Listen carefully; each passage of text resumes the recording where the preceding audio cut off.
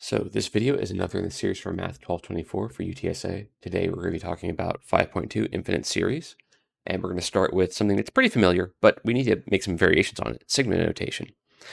So we have been talking about sequences where we'd have something like a sub n equals something like, say, 1 over 2 to the n, right? And we would say that this is a geometric sequence and it converges because when n goes to infinity, the whole thing goes to 0, right? Like this goes to 0, right? So a series is basically a sum where you're adding up all the terms. So if I wanted to have like say I was starting with n equals 0, right? Or let's start with n equals 1. We're going to have to sometimes have 0 or 1 as a starting point, and for series we typically start with 1. So let's start with 1. So my sequence would go something like this: 1/2, and then 1/4, and then 1/8, and then 1/16, and so forth, right?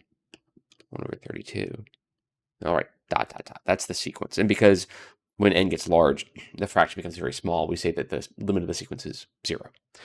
But what if I wanted to say, well, I want 1/2 plus 1/4. I want to add as I go along. Plus 1/8, plus 1/16, plus 1 over 32, plus dot, dot, dot. I want to add all those up. Well, this is called a series. Okay, a series is basically where you add up the terms of a sequence as you go along. So I'm going to write this as the sigma notation, the sum. Sometimes I struggle with the symbol. Is n goes from 1 to infinity, right? Because we're adding up all the terms of the sequence, not just some of them. I could write a to the n here because we've defined above what a to the n means. But I'll go ahead and sometimes I'll do that. But in this case, let's say 1 over 2 to the n power. Okay, so the infinite series is the sum of the terms of the infinite sequence. Okay, that's just basically the basic concept.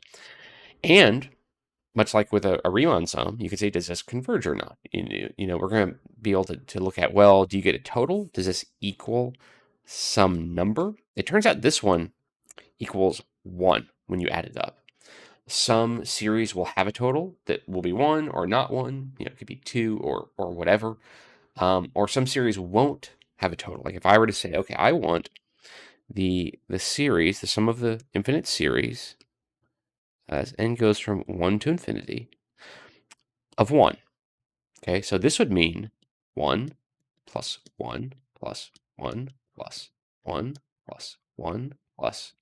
Well, you just keep going like that, and I guess you could say this is infinity or something, but we'll just say that this does not converge, it diverges. And we could, if we want to say diverges to infinity. It doesn't equal infinity necessarily. Some books will say that, many books will not. Infinity is not a number, so how does something equal infinity? But as a limit, right? We can have a limit equals infinity. So we'll probably just say, oh, this is infinity. And we'll have a way to connect this to limits that's a little bit more tangible in a moment. So the next thing is partial sums. So if I had this sequence, and in fact up here, notice how I was starting with n equals 1, and I was using n as my exponent, so 1/2 to the first power.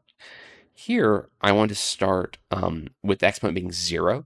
Instead of starting with n equals 0, which we could do, I'm putting n minus 1 in the exponent. So the exponent is reduced by 1 before we apply it to the base. So this guy, you know, you'd say that a sub n, the sequence, this would equal, try to write that a little bit more neatly, well, 1, 1/2, 1/4, 1/8, and it continues like the previous one, right? Well, if I wanted to talk about the partial sums, well, I can say S1. This is the sum of just the first term. Well, that would be 1, right? And then I can say, well, what about S2? This would be the sum of the first two terms, so 1 and 2. So up to the total would be, well, 1 plus 1/2 would be 3/2. Okay. Okay, so S3, that's going to be, well, I'm going to be adding 1/4 to my running total. So I'm going to put this previous term, partial sum, in terms of fourths. So 6 over 4, add 1/4, I get 7/4. So to find S4, I need to add 1/8 to that. Well, I'm going to put this in terms of eighths. So 14/8, add 1/8, I get 15/8. Okay. And what about S5? Well, I don't have that term written out, but it's going to be 1/16. So I'm going to put this in terms of 16th. So 30 over 16, right? Add 1 to that, get 31/16.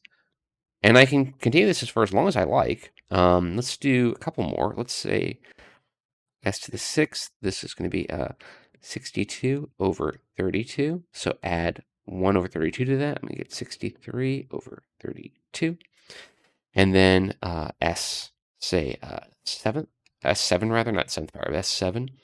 I'm going to double, well, not double, but double the top and bottom of the previous step. So 126 over 64. Add 1 over 64 to that. I'm going to get 127 over 64. And you might see where this is going. If we were just add 1 to the top, we would be getting 128 over 64, which of course is not what we have. That would be 2, which is not what we have. But maybe you're starting to notice a pattern here where each partial sum could be written as a formula based upon the index, the step that we're at.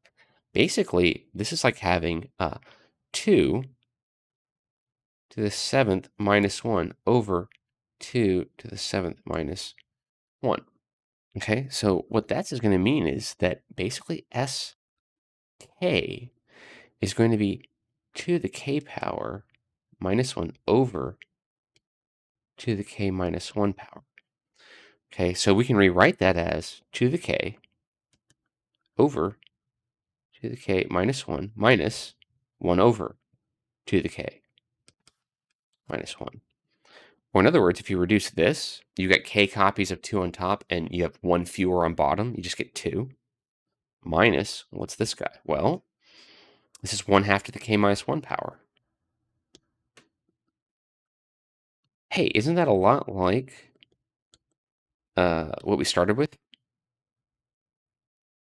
Right? That's 1/2 to some power that's growing over time. Well, where does this go? What is the limit of this? Well, as k goes to infinity, this goes to 2 minus 0 or 2. So if you add up all the terms, you get 2 from this. Okay, which is why earlier, the previous one, I said, oh, we're going to get 1 for basically the same reason.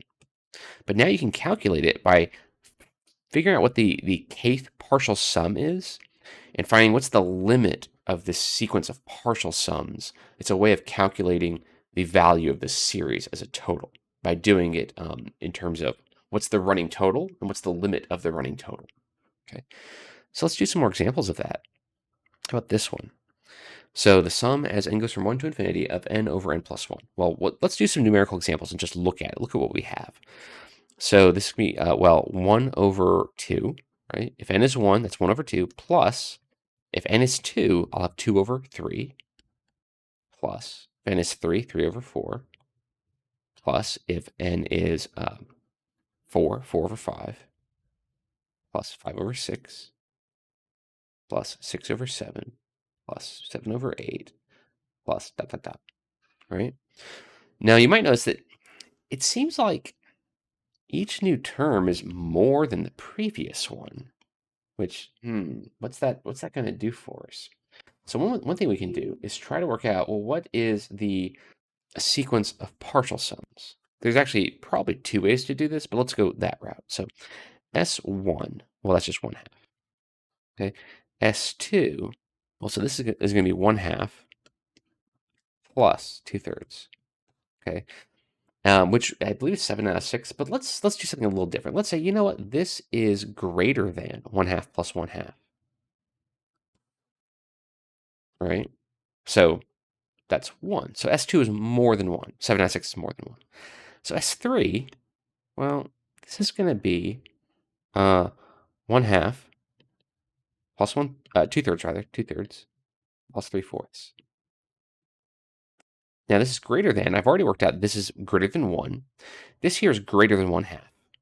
So this is more than 1 plus 1/2, or 1.5, or 3/2 if you want. Let's do 3/2. Okay. So our sum went 1/2, 1, 3/2. No, they're actually more than that, but I'm doing an underestimate. And basically we're going to find that the underestimate is too big to get a sum. this will go to infinity, essentially.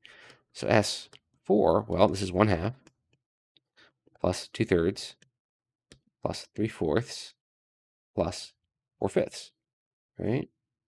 But this is more than 3/2, and this is more than 1/2. So this is more than 2. Okay, let's do another. Maybe one more is enough. I'm almost out of room here too. So S5, well, this is gonna be 1/2 plus 2/3 plus. And you might be thinking, isn't there a better way to do this? And there is, but that's actually a later topic we'll get to in 5.3. 2/3 plus 3/4 plus 4/5 plus 5/6. Now we've already worked out this is more than 2. This is more than 1/2. So this is more than 2 plus 1/2 plus, was that 5/2? Or rather, sorry, equals 5/2. So in other words, we've got 1/2, which I'm being redundant here, but oh well. 2/2, 3/2, 4/2. So basically, SK is greater than K over 2, right? When we have, say, 1, oops, I changed the size on that. When we have 1 here, we have 1 here. We have 2 here, we have 2 here. We have 3 here, we have 3 here. 4 here, 4 here, 5 here, 5 here, right? Well, when k goes to infinity, that goes to infinity. So we don't get a sum. The terms are too big. And even when we round them down, we underestimate, the total is still infinite. We don't get a numerical result. Okay, let's do another one. Oh, and again, there is a quicker way to do this, but we'll get to that in a later section. How about this one? So let's do a few terms. So if n is 1, and you can see why we often will start at 1 rather than 0, because we can't have 0 here. So it becomes sort of a default with series to start at 1. You don't have to necessarily.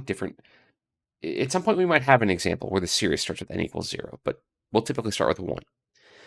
So if n is 1, well, this would be 1 over 1 times 2, so 1/2, as we've typically been starting. Now, if n is 2, this is 1 over 2 times 3, so 1 over 6. If n is 3, this is 1 over 3 times 4, so 1 over 12. And then if n is 4, it's 1 over 4 times 5, so 1 over 20, plus 1 over 30, plus 1 over, what was that, 42, plus ... Okay? So let's look at S1, which of course is just 1/2. Let's look at S2, okay? 1/2 plus 1/6. Sixth. So that's going to be, what, 3/6 plus 1/6, so 4/6, which maybe we'll reduce, maybe not. We'll see. We'll go ahead and do it 2/3. It's hard to tell which is going to be more instructive, the 4/6 or the 2/3. We'll go ahead and write 2/3, so maybe it'll be useful. Maybe not. We'll see. So S3, well, this is going to be, instead of writing out 1/2 plus 1/6 plus whatever, I'm just going to write out the last value I got. Keep that running total. You keep using that running total. So plus 112. So I guess I should have used 4/6. Oh well. So this will be 8 over 12. So 9 over 12. So this is going to be 3/4. Right? So S4. I'll go ahead and use 9/12 won't actually help me now. So 3/4 plus 1 over 20 equals, well, this is 15 over 20, so plus 116 over 20, so 4/5. And you might have started to notice a pattern emerging. Fifths, not 5.4. So 4/5 plus 1 over 30. So this is 24 over 30, right? Plus 1, 25 over 30, which I skipped writing this in the previous step. Oh well. So this is 5 over 6. I want some symmetry here, so let's do that. So it's 16 over 20, so 4/5. Notice that 1 over 2, 2 over 3, 3 over 4, 4 over 5, 5 over 6. The denominator is 1 unit more than the numerator, right? The numerator is always 1, 1, 2, 2, 3, 3, 4, 4, 5, 5. Like, there's a pattern we're seeing. So SK equals K over K plus 1. Okay? Well, when K goes to infinity, where does this go? Right? There's a couple ways to think about it. One way is to think, oh, well, this. You can think about, oh, if K gets really large, you'll have like 1,000,000 over 1,000,001, or 1,000,000,000 over 1,000,001, and the top and bottom are essentially equal. This is approximately 1 when K is very large. Another way is to say, oh, this plus 1 doesn't really affect the result, so I essentially have K over K in the limit, right? So we're going to say that the series then goes from 1 to infinity of 1 over n times n plus 1 equals the limit. And I said this basically in the previous example, but we didn't formalize it this way. As k goes to infinity of k over k plus 1, right? The value of the series is equal to the limit of the sequence of partial sums. And you just work out what that limit is using a Cal 1 approach. And we get 1 that way. So the total of this series is 1. So we'll say that the series converges to 1.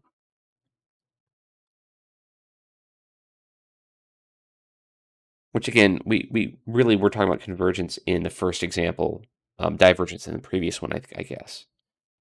Right, divergence in the previous one. So series converges to 1.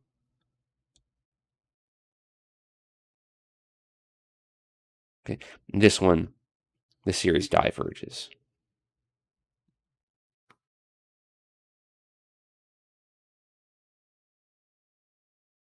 And you might say diverges to infinity, which I think I said in the previous example.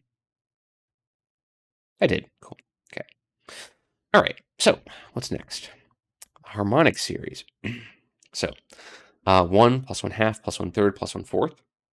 This is something that you might have an expectation based on things we've done previously, which will become relevant in a later section. I'm being vague, but we'll connect this to something we've already done in a later section. So let's work out some of the partial sums. So let's say S1, well, that's going to be 1, right? S2, that's 1 plus 1/2. Oops. 1 plus 1/2, or 3/2. Okay. S3, this will be 3/2 plus 1/3. So that's going to be what? 9 over 6 plus 2 over 6. Right, so 11 over 6. So S4, that's going to be 11 over 6. Oops. Plus 1 over 4 equals, so 44 over 24, I think. No, 12. So 22 over 12 plus 3 over 12. So 25 over 12. And then S5, so 25 over 12 plus 1/5. So this will be, I guess 60 is my common denominator. So 125 over 60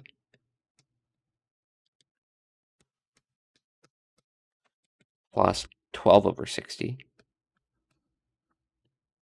So 137 over 60. Do I have room? A little more room. Let's do S6. So 137 over 60 plus 1 over 6. Well, that's convenient. So 147 over 60. And I don't really see an obvious pattern here. How do you get 147 from 6, right? It's not clear to me how you're going to reduce this. It's not at all obvious. So this approach doesn't work that great. Almost out of room here. So here's what I'm going to do. I'm going to erase the intermediate steps just to compact this a little bit. And then we're going to try a different approach. And maybe I will clip this part out. Okay. Let's put this over here. Let's put this off to the side, out of the way. So here's what I want to do. I'm going to rewrite some of these terms out. So 1 plus 1/2, which this is redundant, that's fine. It's 1/3 plus 1/4 plus 1/5 plus 1/6 plus 1/7. They're writing uphill a little bit. Plus 1/8 plus, let's say dot dot dot. Maybe that's good enough. So obviously, this first thing is more than 1/2, right? These two together are clearly more than 1/2, right? 1/2 plus 1/3, of course, it's more than 1/2. Turns out, if you take the next 4 terms, they total more than 1/2, which I don't think is too hard to see, right? 1/4 plus 1/5, that's almost 1/2, then you add the other 2 terms. The next section, which will have 8 in total, is more than 1/2. And then the next group, which will be, I guess, 16 terms in total, is more than 1/2. And you can keep doing this. So we're taking them in chunks and rounding down. So basically, this diverges because if you take them in chunks, the total is basically the number of chunks. Let's call it C, number of chunks times 1/2. But it's an infinite sequence. There's always more to group into chunks. Now, the groups have to get larger as you go along, but that's okay. So basically, the reason for this is the terms of the sequence shrink too slowly for the sum to be a finite number. They shrink, but not very fast, right? Like when we had 1 plus 1/2 plus 1/4 plus 1/8 plus 1/16, they're shrinking quickly. The harmonic series just barely fails to converge because the terms shrink just a little too slowly. So basically, the sum as n goes from 1 to infinity of 1 over n is infinity. It diverges. So we don't get a total from this series. And there are lots of series like that, but this is a really, this one's named, it's called the Harmonic Series for a reason, and we're going to be seeing it repeatedly. So that's why I took the time to do this example in particular. Anyway, what's next? Sure, okay, so here's some properties of convergent series that are kind of inherited from just the summation notation. Basically, if you have 2 series that are convergent, and you want to add them together term by term, well, would this be convergent? What would you get? Well, yeah, this would be convergent, and the value would just be the sum of the 2 convergent series done separately. What if you wanted to subtract them term by term? Would this be convergent? Well, yes, it would. As long as the original 2 are convergent, the difference is convergent, and the value would be the difference of those 2 values of the convergent series done separately. What if you wanted to multiply a sequence term by some number, like by 2 or 3 or whatever? Would that still be convergent? It would. You would just, the value would be the multiplier times the value of that convergent series, okay, for any real number that you want to use. We're not going to use these here necessarily, but these are properties that will show up later that we'll need in some cases. Okay, so next is the geometric series. An example of which would be 1/2 to the n minus 1 power. So basically, the algebra that I did there was some algebra to get S of k, or sk rather. That's something that we can do symbolically and just get a formula that'll work for any geometric series. We don't have to go through those steps every time. So let's take basically this sk. Okay, well, this would be the first k terms of this, right? So this would be like a plus ar plus ar squared plus dot dot dot plus ar k, right? I think so. So term 1, term 2, minus 1, just like the formula has, right? So on the right-hand side, of course, I can factor out and a if I want. A times 1 plus r squared plus dot dot dot r to the k minus 1, right? And I can multiply both sides by 1 minus r. Why am I doing that? Well, we'll see soon enough. Okay, so I'm going to have 1 minus r times sk, whatever the sum is, okay, times a. And what I'm going to do is, and I'm going to be a little pressed for space, but I think we'll be okay. I'm going to distribute this 1 onto each term. Okay, so I'm going to have 1 plus r squared plus dot dot dot r to the k minus 1. So 1 plus r squared plus, I'll do r cubed, sure, plus dot dot dot r k minus 1. Okay, minus, I'm going to distribute this r to each term. So I have r plus r squared plus r cubed, so forth. Of course, they're all being subtracted in a group. I'm leaving the minus sign outside like that. Okay, so I'll have r. That's the r times the 1, right? Then plus r squared plus r cubed plus dot dot dot plus r to the k power. Okay, just barely ran out of room. And if I want, I guess I can remedy that a little bit. There we go. Okay. So what I can think about is this. This r and this r will cancel. This r squared and this r squared will cancel. This r cubed and this r cubed will cancel. And the way I've written it, I didn't put r to the k minus 1 power here. So maybe I should, let's try this. There we go.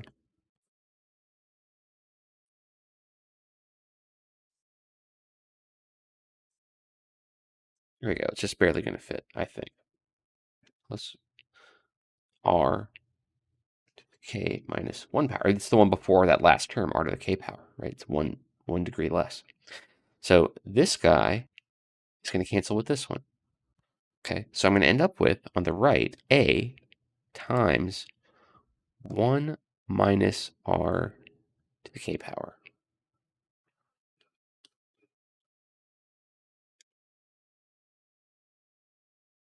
Okay, so a bunch of cancellation, much simpler. Now I'm going to divide both sides by 1 minus r. And I'll write it like this. The order in which I write these things doesn't really matter that much. Okay, so I get a times 1 minus r to the k over 1 minus r.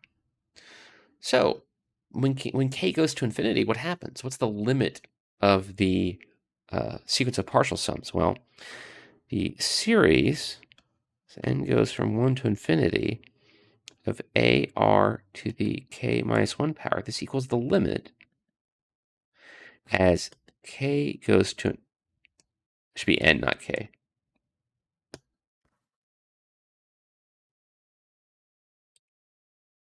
Okay, limit as k goes to infinity of a times 1 minus r to the k over 1 minus r. Now here, the active variable for the limit is k.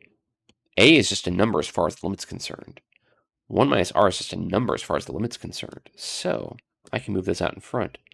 So a over 1 minus r times the limit as k goes to infinity of 1 minus r to the k power. Okay. So what is this? Well, basically there's two possibilities. Basically, if r is small, right, r is like 1/2 or 1/3 or something, if r is less than 1, really, then this term would go to 0, right? And even if r is negative, right, r could be, its absolute value has to be less than 1.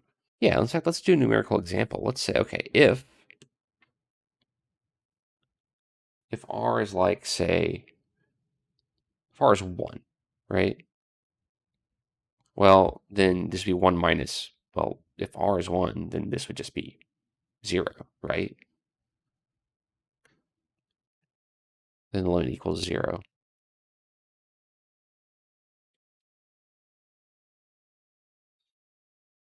But r can't be 1, because then this is undefined, right? You can't divide by that. So it doesn't work when r is 1. What if r is -1? Because that would be allowed, right? You're not going to be dividing by 0 at that point. If r is -1, well, then you've got 1 minus -1 to the k power.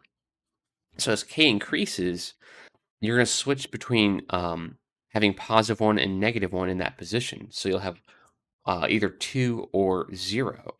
It's going to alternate 2 or 0, depending on k being even or odd. So it's going to alternate back and forth, 0, 2, 0, 2, 0, 2, 0, 2.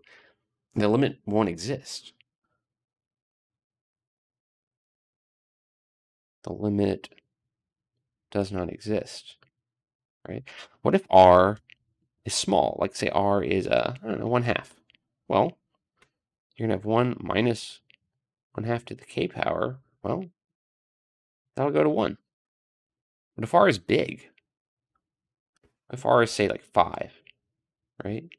Well, 1 minus 5 to the k power, well, that's going to go to -infinity, right? So, in short, there are 3 possibilities. So, first of all, you could get a over 1 minus r, and that happens when the absolute value of r is less than 1. Small in size, but negative is allowed. You'll get -infinity, and that happens when r is greater than 1. Okay, and then you'll get d and e does not exist, and this occurs when r is less than -1. Okay, well, let's say less than or equal to. Yeah, less than or equal to. Okay, so this type is called a geometric series, right? And you get these possibilities. As long as the r value is small, less than 1 in absolute value, then you get a result. If r is big, -infinity, I guess. And then if r is large in size but negative, then just d and e, you don't get anything. Okay, so yeah. So that's now a formula we can apply. So if I go back to doing that 1/2, if I go back to, is that the next thing? No, it's not. Okay. So the example we did earlier, if I had the sum as n goes from 1 to infinity of 1/2 to the nth power, I think is the first example we had, right? Well, I have to follow this format. I have to rewrite this as n minus 1 in the exponent. So I'm going to write this as the sum n goes from 1 to infinity of 1/2 times 1/2 to the n power, minus 1 power, rather. So I've stripped off one copy of 1/2 so that I can have n minus 1 in the exponent. That means that this is a and this is r. So I'm going to have 1/2 over 1 minus 1/2. This is a, and this is r, right? They happen to be equal in this case. So the denominator will be 1/2, right? 1 minus 1/2 is 1/2. So 1/2 over 1/2, we get 1, which is what I had said earlier, I believe. If not, then I misspoke. That's probably what I said. We don't have to look right now. Anyway, so this is now a formula that we can use. If you have a geometric series, just use the formula, and it will always work as long as the r value is small. How about this? Okay. So here, r is equal to 1/3, and my exponent is already the right format, n minus 1. So I can say 1/3,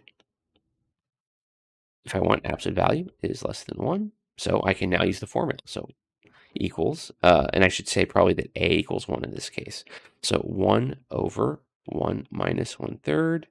So this is 1 over 2/3. So 3/2.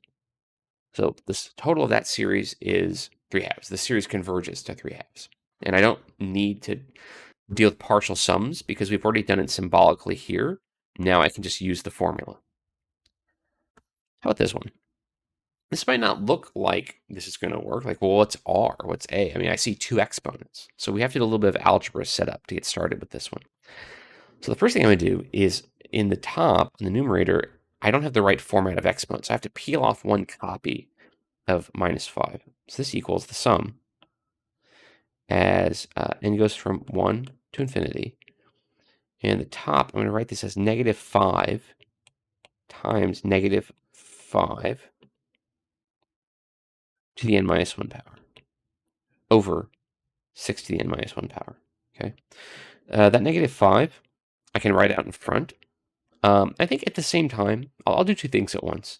I'm going to notice that I have the same exponent here in the top and in the bottom. So I can do the following. I could say this equals -5, move that out in front, times the sum as n goes from 1 to infinity of -5 over 6 times n-1. Okay? You know what? I don't have to put this out in front, but it's fine. It doesn't really matter. Let's do this. It could go out in front, but I don't need to. Maybe it'll be better to do it this way, so that I can say that -5 is a. It doesn't need to move in front. Okay, so this is a. This is r. -5 over 6. Is that small enough, right? Absolute value of -5 over 6. This is less than 1, right? Yep, it sure is. So now I can use the formula. So -5 over 1 minus -5 over 6. So I get -5 over, well, this is really 1 plus 5 over 6, right? So 11 over 6, right? So that's going to be -30 over 11. So there we go. That is the sum of that series, -30 over 11. All right. So now we're going to write 1.23 repeating, 1.23, 23, 23, and so forth. We're going to write this as a mixed fraction, which takes a little bit of effort. There is a shortcut that you might know about, but then you could ask, well, why is that shortcut correct? Like, where does that result come from? So we're going to do this, I guess you could call it the long way. I'm first going to write this out as 1.23, 23, 23, 23, 23. We'll do a few of them. 23, ... We continue with the 2 3s, right? I could write this if I want as 1 plus 0.23 plus, and if you think about this 2 3 written as a decimal on its own, I'd have 0.0023. 0.0023 plus, think about this group would have 4 zeros in front of it, right? 0.000023 plus, think about the next group, which I think is that group will have 6 zeros in front of it. 0.00000023, and let's do one more, which would have 8 zeros in front, plus 0.0000000023 plus, and we'll go ... right? So I need to write these as exponential expressions with a common base. So I'm going to have 23 times something, or 0.23, or whatever I want. So, in fact, I should probably put equals here. So this is 23 times 0.01, right? Plus 23 times 0.0001 plus 23 times 0.000001. Yeah, 5. Okay. Plus 23 times 0. How many would be 7? 1, 2, 3, 4, 5, 6, 7. Yeah, 7. And then 9 for the last one. 1, 2, 3, 4, 5, 6, 8, 9. Plus ... right? So basically, these are all powers of 0.01, right? This is 0.01 squared. This is 0.01 cubed. This is 0.01 to the 4th power. This, of course, is 0.01 to the 1st power. And this guy, if I want, maybe I can write this as 0.01 to the 0 power, but there's no 23 to go with this one. So I'm not going to worry about that one with respect to the next step here. So I'll have 1 plus 23 times 0.01 to the first power plus 23 times 0.01 squared plus 23 times 0.01 cubed plus 23 times 0.01 to the fourth power plus 23 times 0.01 to the fifth power plus dot dot dot.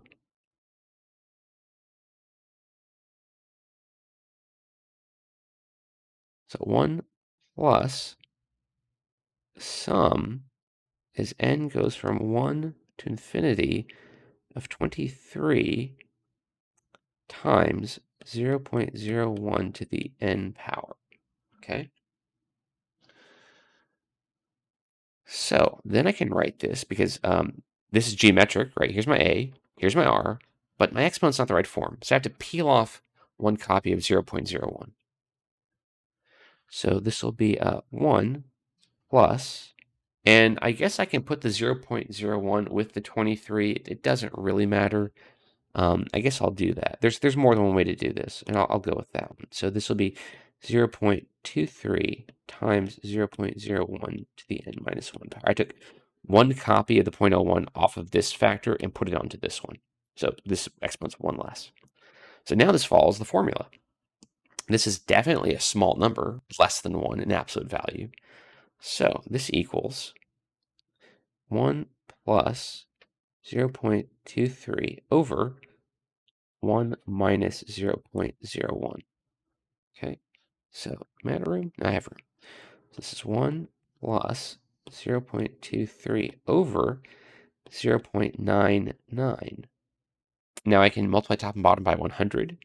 So I get 1 plus 23 over 99. Or if I want, as a mixed fraction, 1 and 23/99. Right? You've probably seen before if you have something like, I don't know, 4/9. This is 0.4 repeating. And if you have something like 14 over 99, this would be 0.14 repeating. You might ask, well, why is that? Well, this series is basically the reason. Of course, you'd use different, whatever numbers that you want to deal with.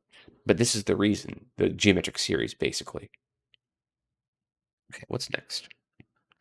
Okay, telescoping series. Okay, so this is kind of similar to how we worked out the geometric series where we had a bunch of cancellation. This is called telescoping.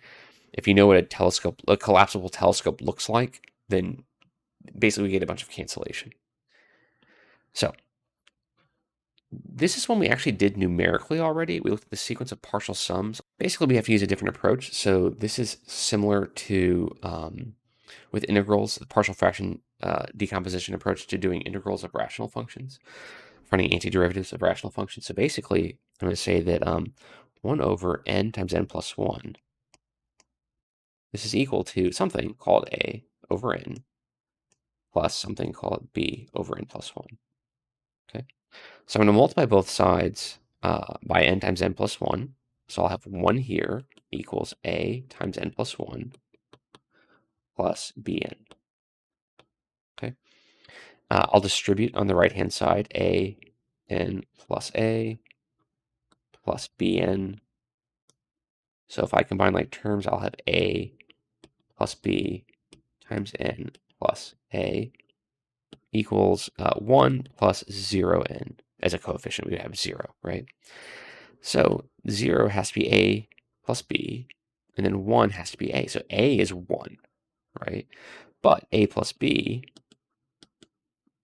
equals 0, so b equals negative a, which is negative 1. So a is 1, and b is negative 1, okay? Let's move this out of the way. So this equals the sum as n goes from 1 to infinity of 1 over n minus 1 over n plus 1. Okay, it's the same thing, just a little bit of algebra. So what is S1 in this case? Well, S1 equals, well, 1 over 1 minus 1 over 2. Okay, what is S2? S2, in fact, let's put it here. S2, well, this will be, and I'm not going to combine I'm not going to combine these into one fraction because that will obscure what's happening here. So I have 1 over 1 minus 1/2 plus, well, the next term, 1/2 minus 1/3. And notice what happens here. Minus 1/2 plus 1/2. So I get 1 minus 1/3. Or 1 over 1, but I'll write that as 1. 1 minus 1/3. Okay. What's S3? Well, take 1 minus 1/3 plus 1/3 minus 1/4. Because that's the third term in this sequence. Well, what happens there? Minus 1/3 plus 1/3. Well, they cancel. So I get 1 minus 1/4. What about S4? Well, this will be 1 minus 1/4 plus 1/4 minus 1/5.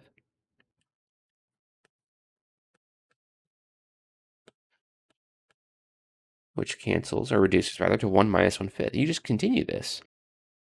So SK would be, well, let's do it this way. Let's do 1 minus 1/2. That'd be the first term. Plus 1/2 minus 1/3. Plus 1/3 minus 1/4. Plus 1/4 minus 1/5. Plus ... Okay. 1 over k minus 1 over k plus 1. That'd be the kth term. We have 1 over k minus 1 over k plus 1. And we would get a bunch of cancellation. 1/2 and 1/2, 1/3 and 1/3, 1/4 and 1/4. Well, I mean to say negative 1/4 and positive 1/4. Negative 1/5, and somewhere in the ... there's a plus 1/5. And then also somewhere in the ... there's a minus 1 over k, which would cancel with that one. And so we just get 1 minus 1 over k plus 1. Which, of course, as k goes to infinity, this goes to 1 minus 0, which is 1. So the series converges to 1, which is the same thing we got earlier. This is just a different method of doing it. Okay, what's next? So this one's set up to work in a very similar way.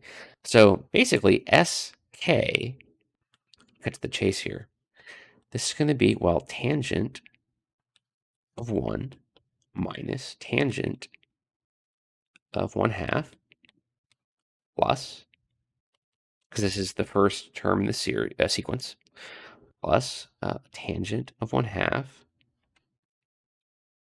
minus tangent of 1/3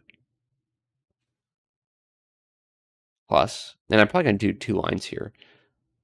Oops, open parentheses, tangent of 1/3 minus tangent of 1/4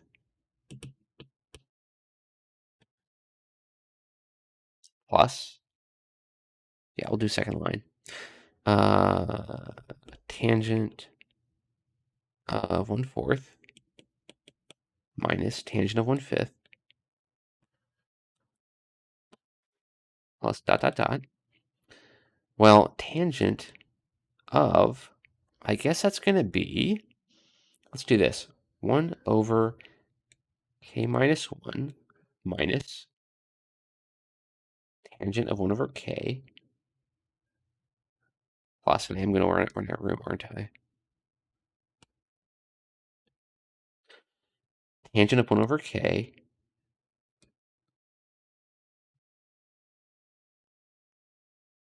minus tangent of 1 over k plus 1. Because that's what the kth term of the sequence would be. And again, we get a bunch of cancellation. The parentheses aren't really doing a whole lot because we're adding, plus the parenthetical. So you just ignore the parentheses. And the negative tangent 1/2 will cancel the tangent 1/2. The negative tangent 1/3 will cancel tangent 1/3, and so forth. We get a bunch of cancellation. The negative tangent of 1/5 cancels something in the ... Something in the ... cancels the tangent of 1 over k minus 1. Negative tangent of 1 over k cancels with tangent of 1 over k. And then this last term just sticks around. So we get that sk equals tangent of 1 minus tangent of 1 over k plus 1. So the series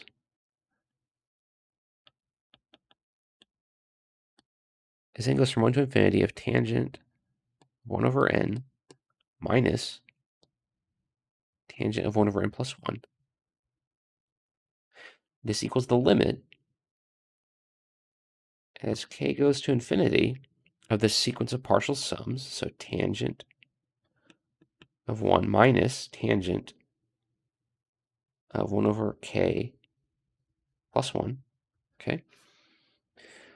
And we could do a change of variable here, but maybe we don't need to. If you think about the graph of the tangent function, or in other words,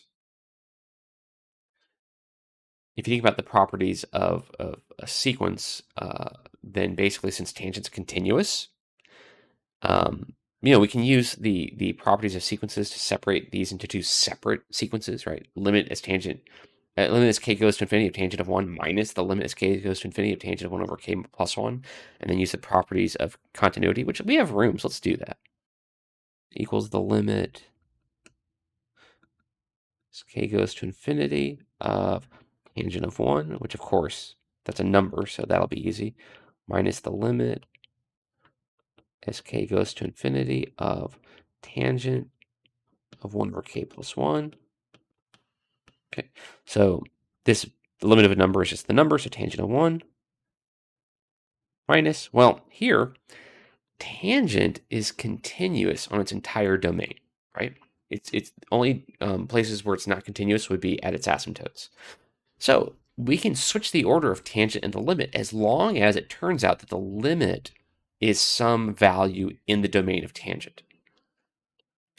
So I'll go ahead and do that. And basically you have to just try it. And then if it doesn't work, you find out, oh, wait, this doesn't work. If you get like pi over 2 for the limiting value, then that's not allowed. And it was improper to do it to begin with, but you don't know until you try it and you find out. Well, what's this limit?